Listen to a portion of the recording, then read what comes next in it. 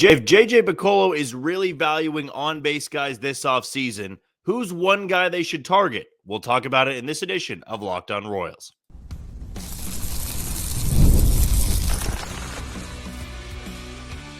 You are Locked On Royals, your daily Kansas City Royals podcast. Part of the Locked On Podcast Network, your team every day. You are tuned into another edition of Locked On Royals on the Locked On Podcast Network. As always, I'm your host, Jack Johnson, and you can find me on Twitter or X at JohnnyJ_15. That's at JOHNYJ_15. You also can catch us on wherever you get your podcasts. That can be Spotify, Apple Podcast, Amazon Music, Google Podcast, we're on Odyssey, and YouTube. Just be sure to hit that follow button and subscribe. If you're a first-time listener and you want to know a little bit more about me and this show, I am based here in Kansas City. I work at Sports Radio 810 WHB, doing some hosting, some co-hosting, and a little bit of producing as well. But when it comes to this podcast, when you click on this link, you know that you're going to be getting 30 straight minutes of Royals baseball. Today's episode is brought to you by Gametime. Download the Gametime app, create an account, and use code LOCKEDONMLB for $20 off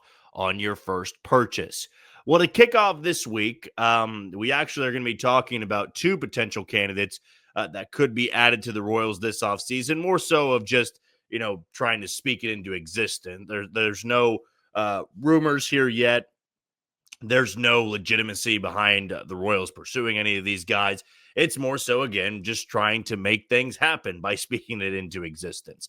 But what we do know going into this offseason is that JJ Picollo and this front office are going to be targeting on-base guys. And I'm not just saying that for the offense alone. I'm saying that that's the top of their priority list right now. Andy Rogers of MLB.com did a really good story, I want to say on Friday, where it was recapping the GM meetings, stuff that JJ Picollo was saying, and what were some of the takeaways there. Now, the third thing we'll be talking about is Kris Bubic, apparently in the eyes of this front office, being seen as a starter. So are we going to see Kris Bubic as a starter in 2025? Kind of feels that way at this point. But when he talked about the rotation, he said, we feel like, the top four guys, they're a lock. He called Brady Singer a lock for the rotation. So right now it kind of feels like that Brady Singer's not getting dealt anywhere. And maybe Alec Marsh and Kris Bubic will battle it out for the number 5 spot. Maybe throw Daniel Lynch in that conversation. But he did not get the feel that the Royals are going to be adding a starter through free agency. It's very early, though. Things could always change. I also didn't get the feeling that the Royals were going to spend a significant amount of money on the bullpen, more so looking for depth pieces. And we've discussed that before on the podcast with minor league deal guys. A very cheap, easy, very low-risk deals when going after bullpen help. So that now puts all of the focus on adding those two bats into the lineup. And two bats that JJ Picollo says can really transform this team, can really upgrade this team. And there was an emphasis. There was a highlight of it being on-base guys. And I don't think we should take that lightly because not every free agent out there is an on-base guy. Like Anthony Santander is not an on-base guy.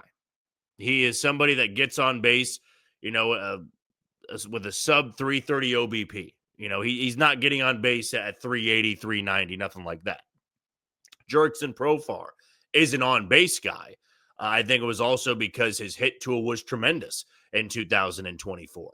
But to me, I think when you're talking about an on-base guy, you are looking at a guy that has a great walk rate, that sees a lot of pitches, and it doesn't really matter if they are a 50 home run guy or they are a 10 home run guy. If they get on base at a high clip, they got a good walk rate, that's kind of the profile you're looking for going into this offseason.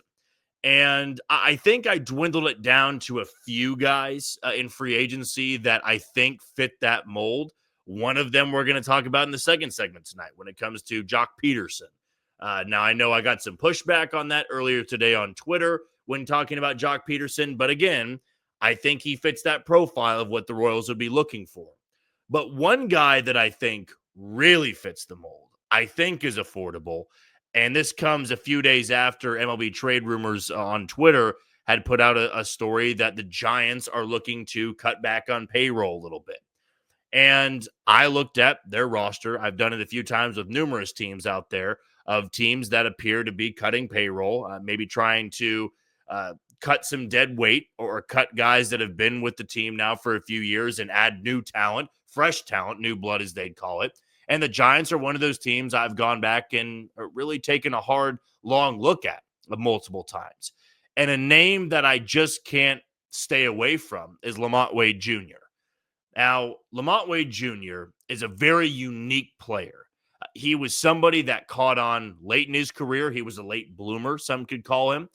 He got to the Giants, and his career started to turn around. He's been there now for 3 years. He's going to be a free agent after 2025. And he is somebody that you would like to say is a platoon bat, but his splits are kind of funny when you think about it. He doesn't have a ton of at-bats against left-handed pitchers in 2024, but his OBP was north of 400. Like, it's ridiculous, the type of numbers that he puts up against lefties.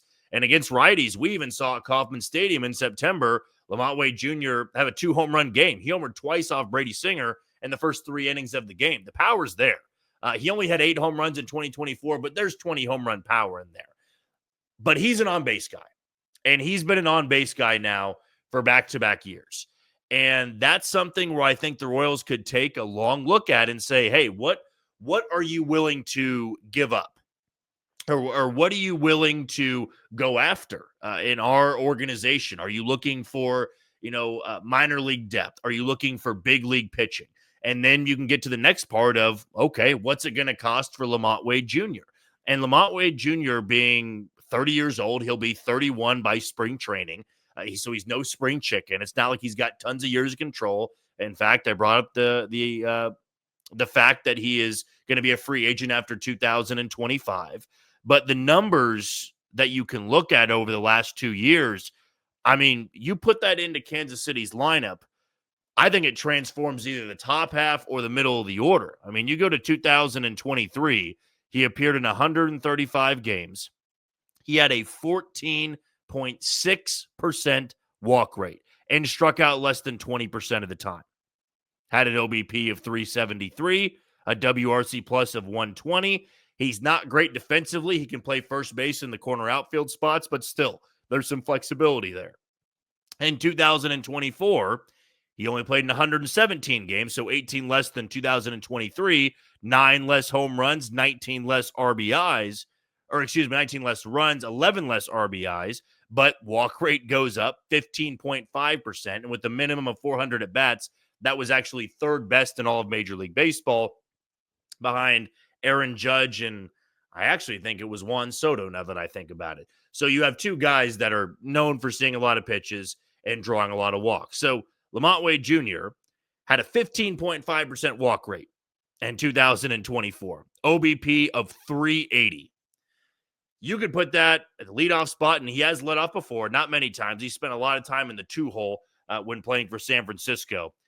The power is not immense. I said it's there. I think there's 20 home run potential, but it's the on base I'm looking at here.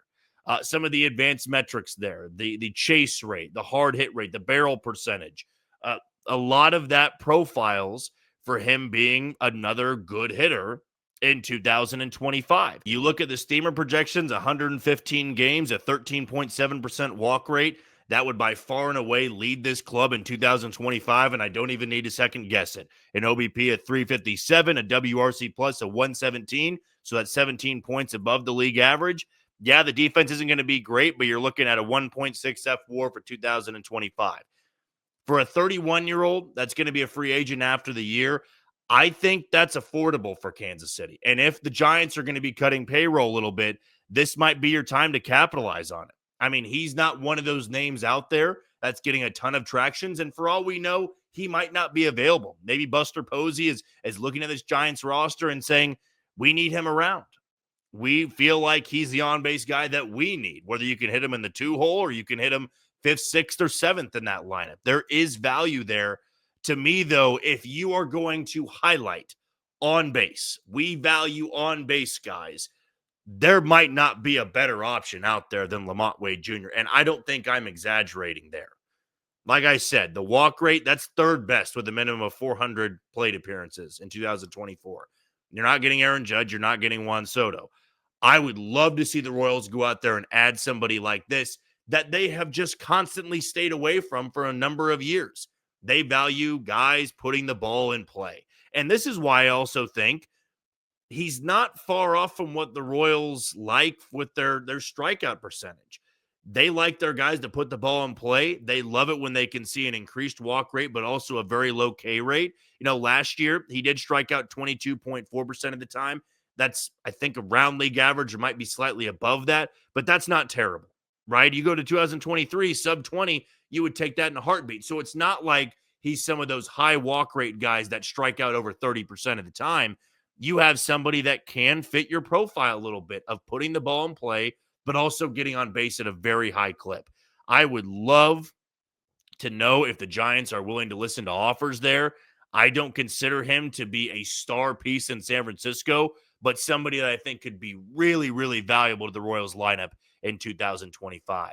If you think Lamonte Wade Jr. would also be a nice addition, let us know in the comments below. Or if you're against the move, also let us know on our YouTube channel below this episode. All right, we're going to take our first break of the show. When we come back, Joc Pederson is another guy that might fit that high OBP clip value that the Royals are looking for. We'll talk about that next on Locked On Royals. You are tuned into Locked On Royals and the Locked On Podcast Network. I'm your host, Jack Johnson. You can find me on Twitter or X at JohnnyJ_15. Want to give a shout out to our first sponsor today in FanDuel. Get ready to tackle the NFL action with FanDuel, America's #1 sportsbook. Because right now, new customers can bet $5 and get $150 in bonus bets if you win. The FanDuel Sportsbook app gives you everything you need to place live bets on the NFL all in one place. So when you get a hunch in the middle of the game, you can check out the latest stats, view live play-by-play, and so much more on the same page where you place your bets. Just visit FanDuel.com to join today. You'll get started with $150 in bonus bets if you win that first $5 bet. That's FanDuel.com. Never waste a hunch and make every moment more with FanDuel, an official sportsbook partner of the NFL. And for my pick, I'll go the college basketball route. The Champions Classic in Atlanta is tomorrow night. I'll put some money down on the money line for KU and Duke in both of their respective games. Continuing this trend of the high OBP guys and what J.J. McCall and this Royals front office are going to be looking for, another name that comes to mind and fits the list that I have written down and had to change constantly, but still I have had Joc Pederson on there for at least the last few weeks or so. And now it's only, I guess, progressed. I think it's only gotten more noteworthy now that some other national outlets are making predictions out there for free agents. And the most recent one I read came from Bleacher Report, and Joc Pederson is one of those guys that was projected to go to the Royals for 2 years, $28 million. So you're looking at that $14 million range, maybe a player options included there. I don't know. It's all hypotheticals there. It's all make-believe stuff. But still, that was the first time I had seen Joc Pederson be linked to Kansas City. And this is also just predictions, right? There's no smoke there. There's nothing that's been rumbling around that could indicate Joc Pederson going to Kansas City. But I think that prediction is made because the Royals are looking for a specific hitter, and Joc Pederson does fit that mold. Now, unlike Lamonte Wade Jr., who can play a couple different positions, not fantastically, but he can play a couple different positions, Joc Pederson at this point in his career is pretty much just a DH. And if I'm going to say that Anthony Santander doesn't really fit the Royals' profile because he'd be a DH only, I can't just say, well, it's going to work perfectly with Joc Pederson when he also doesn't play the field at all. But I do think there are differences with both of those hitters. I think that Joc Pederson is much better known as a guy that gets on base than Anthony Santander. Anthony Santander was known as the guy, at least in 2024, that's going to drill the ball out of the yard. He's going to drive in a lot of runs. Joc Pederson can do that. He's also a increased platoon guy. I think that was the best term I could come up with when describing what Joc Pederson does. He is not somebody, in my opinion, that he's in the lineup 162 games. As a full-time DH, he's not somebody you run out there every single day. He is a platoon guy to an extent because well over 85% of his at-bats this year, plate appearances, came against right-handers. Now, he appeared in 132 games this year, but I think like 407 of his 449 plate appearances were against righties. There's more righties in the game than lefties. So when I think about a platoon hitter, my mind automatically goes to that righty that comes in off the bench and he can only face lefties. Like we saw Dairon Blanco at times be just a platoon bat. You weren't going to put him out there when it was a righty on the bump and it was just a Tuesday night and game 2 of a series. He wasn't getting in the lineup. With Joc Pederson, if you go out there and bring him in, I do think that it really upgrades the lineup because even though you got those incredible splits, and again, he just terrorizes right-handed pitchers, and against lefties, it isn't very good, but the on-base is still north of 400. So he had 42 plate appearances against lefties in 2024, but still an OBP north of 400. Now, the average isn't great. The slugging percentage isn't great. Everything about it is not the best in facing lefties, but against righties, he does very well. And the Royals are going to see a lot of right-handed pitchers, as Joc Pederson did last year with Arizona. But some of these numbers, I just don't think you could ignore. You know, the walk rate there, 12.2%. It's not Lamonte Wade Jr.'s 15.3, but 12.2% if the Royals didn't add somebody like Lamonte Wade Jr., that to me would lead the team. An OBP of 393 last year and a WRC plus of 151. You are talking about one of the more valuable hitters in baseball when you just basically use the stat of a minimum of 400 plate appearances like we did with Lamonte Wade Jr. You go over 500, you can't do that. You're not going to see him on the list because he only had 449 plate appearances. A lot of the everyday guys have somewhere between 550 and 600, sometimes a little bit over 600. So he's not playing every single game. He missed 30 games in 2024. And he's going to be, I believe, 33 by the time, well, he'll still be 32 in spring training, but not long into the beginning of 2025 will he be 33 years old. So if you give him a 2-year deal, you're paying him into his mid-30s right there. Still, you look at the last 2 years of his career. In fact, I'll go the last 3 years of his career, and that's been really a staple point of how we've evaluated a lot of these guys. It's been the past 3 seasons. I'm not wanting the Royals to go after somebody that was good for 1 year, that is coming off a great year, and they're going to maximize on somebody overpaying them. Joc Pederson in 2022, 2023, and 2024, all versions of those guys would be a tremendous upgrade for the Royals lineup. OBPs of 353, 348, and 393. WRC pluses of 144, 109, and 151, all above league average. He had a 3.0 F-WAR this past season in Arizona, and that was just being a hitter. That was not playing the field. You know, the strikeout percentage kind of along the lines of what Lamonte Wade Jr.'s was in the low 20s, so it's still workable. Now, I did get the pushback from a lot of people saying, I don't want to pay that much for a platoon hitter. I don't want to pay that much for somebody that's going to be a full-time DH. I would just say right now, though, Matt Quatraro likes to mix and match that lineup a lot, and I kind of had the idea of, well, Hunter Renfroe is somebody that in his career, not so much in 2024, but in his career, hits lefties very well. You could platoon both Joc Pederson and Hunter Renfroe. You're not overexposing Hunter Renfroe. Maybe Hunter Renfroe only plays in 100 games this year. But with his injury concern from last year, that's not the worst thing in the world. But I think we would all be, a little bit foolish to say that Joc Pederson would not be a good addition to the lineup, because I kind of think about this perfect lineup of maybe you go out there and add Lamonte Wade Jr., you put him at the leadoff spot, or you put him in the 2-hole, and Bobby Witt Jr. leads off, and then you have somebody like Joc Pederson in the 5-hole.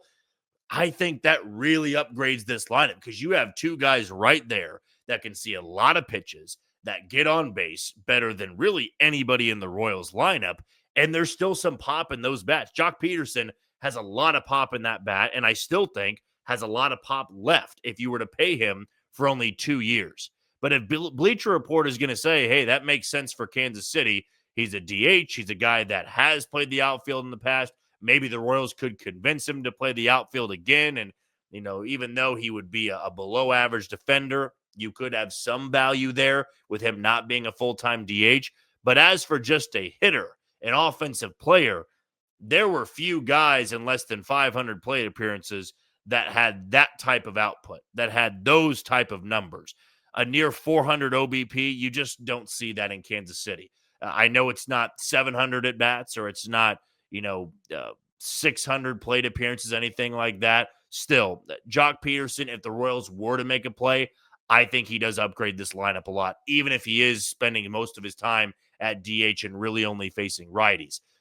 I think 13, 14 million a year would not be a bad investment, mainly because you'd be adding a guy that also has a walk rate over 10%. Anytime you can get over that 10% threshold, I think you feel really good about the hitter that you would be bringing into your lineup. Okay, we're going to take our final break of the show. When we come back, does it seem like J.J. McCole in this front office view Kris Bubic as a starter? We'll give our thoughts on that next on Locked On Royals. You are tuned into Locked On Royals on the Locked On Podcast Network. I'm your host, Jack Johnson. You can always follow me on Twitter or X at JohnnyJ_15. Want to give a shout out to our title sponsor today in Gametime. Though the baseball season is over, there's still a lot of opportunities out there to go buy some tickets over at Gametime. This can be for a basketball game. This can be football. I know there was a Wild game at Arrowhead Stadium on Sunday. I was actually out at Arrowhead for the KU Iowa State game. Got my tickets over at Gametime. There's great concerts going on. Creed was actually just in town the other week. And again, I know that not everybody listening is in Kansas City, wherever you may be. You're looking for concerts, comedy shows, football tickets, basketball tickets, whatever the case may be. Head over to Gametime, buy your tickets there. You never have to worry about when you're getting your tickets, and you never have to worry about being scammed over at Gametime. So here's what you need to do. Download the app, create an account, and use code LOCKEDONMLB for $20 off on your first purchase. Those terms apply. So again, create an account and redeem code LOCKEDONMLB for $20 off. Download Gametime today. What time is it? It is game time. Well, as I mentioned earlier in the episode today, or tonight, I should say, Annie Rogers of MLB.com did a really good story on recapping the GM meetings, what was said, and mainly what the takeaways were from J.J. Picollo. And that's what I think a lot of people out there were wondering. Really on our end, we're just speculating about what might be going on. We're, just chomping at the bit to hear any form of a rumor, guys that could be traded, guys that are viewed in a different light by the organization. You're looking for anything at this point in the offseason. But in this article done by Annie Rogers, the first bullet point of these 4 takeaways was about the starting pitching. And J.J. Picollo had to say this, quote, "We're very comfortable with where our starting pitching is right now. You've got Waka, Seth Lugo, Cole Reagans, Brady Singer, Alec Marsh, Kris Bubic was in the bullpen this past year, but we believe he's a starter. Daniel Lynch went to the bullpen and did a nice job, but he's another one who could be a starter. We don't expect to be in the market for a starter moving forward. We're going to focus on some other things." Right then and there, I know it's early, but that gives me the indication we're not going to be investing money into the rotation. Why would we? When we got 4 guys right there that are locks, and the 5th spot can go to Alec Marsh, Kris Bubic, or Daniel Lynch. I'm not saying that completely rules out the idea of bringing back Michael Lorenzen, but they may view some of these guys as those that can make a pretty big jump in 2025. But the main one I got there that I bolded here, I underlined everything about it, was Kris Bubic was in the bullpen this past year, but we believe he's a starter. I have expressed it multiple times on this podcast, in season, shortly after the season ended, and even as early as last week. I thought that Kris Bubic looked as good as he has his entire career. And when you have a guy who went through Tommy John surgery, had the recovery, maybe I took more of the conservative approach, but I did not want the Royals to try him out again as a starter. And I know there are people that listen that have commented before that said, I want to see if Kris Bubic still has it as a starter. And I looked at the bullpen. I looked at the bullpen being an issue for this team at numerous points in 2024. And when you're trying to assemble that bullpen and you're not going to go out there and spend money on the bullpen, it makes sense to keep that 8th and 9th inning intact with Lucas Erceg and Kris Bubic. However, it seems this organization is high and I guess hopeful on the idea of Hunter Harvey bouncing back and being that 8th inning guy, and even someone who can close out games in 2025. And if that's the case, and they want to try it with Kris Bubic, there's always the great reward of Kris Bubic looking like he did in 2023 in April, where that's when we first got the early signs of, wow, Brian Sweeney and Zach Bove can really do wonders with this guy. And then coming off the Tommy John surgery, looking like that out of the bullpen, I mean, maybe it is worth a shot. I can always be wrong in this. I've been wrong many times before. And if J.J. Picollo and this front office and this scouting department and these coaches believe that Kris Bubic is a starter, then I would maybe put money on the fact that Kris Bubic wins a job in camp for the rotation. And you worry about the bullpen with maybe Alec Marsh taking that spot, or Hunter Harvey does look good in spring training. You can worry about that then. You can feel a little bit good about the fact of if Michael Wacha looks good again, Seth Lugo looks good, Cole Reagans does, Brady Singer looks good, and then Kris Bubic shines in that role. Now you could have an even better rotation going into next year. The other side to it is that the bullpen really struggles, and not being able to have that setup guy to be able to bridge the gap to Lucas Erceg, and maybe Kris Bubic can't really make that transition from the bullpen back to the rotation. But hey, I'm not somebody that is watching Kris Bubic all the time. I'm not scouting Kris Bubic. I'm not following his offseason program, whatever he may be doing. But I can tell you this, I'm sure the Royals have been in touch with Kris Bubic and said, if we are going to make you a starter, the prep starts now. You got to start stretching yourself out and come to spring training in February ready to get some starts. And I do kind of envision that happening, because when a general manager or a president of baseball operations speaks to the media about a certain player and says, we believe he's this, oftentimes they're going to try that guy out as that position, as that role in the rotation, or that role in the bullpen. If they came out and said, Michael Massey is a second baseman, if there was rumors and rumblings of him moving spots, if they said, we believe he's a second baseman, then he's not moving from second base. If they were talking about Jack Caglione in the future, and, we think about, well, what are they going to do when Vinny's at first base and Jack's up here, and is he going to move to the outfield? And if J.J. Picollo said, we believe Jack Caglione's a first baseman, guess what? He's going to be a first baseman. They're not going to smoke and mirrors you where you're trying to figure it out and they're leading you astray and they're leading you down the wrong path. If J.J. Picollo was saying this about Kris Bubic, my gut is telling me that Kris Bubic is going to be a starter, maybe have the best chance to win that job in the rotation coming out of spring training. I was wrong. I thought the Royals would look at it and say, he was great in the bullpen. We're finally forming that bullpen. He is a lockdown, lights-out guy in the 8th inning. We don't want to overdo it, and we don't want to get too greedy.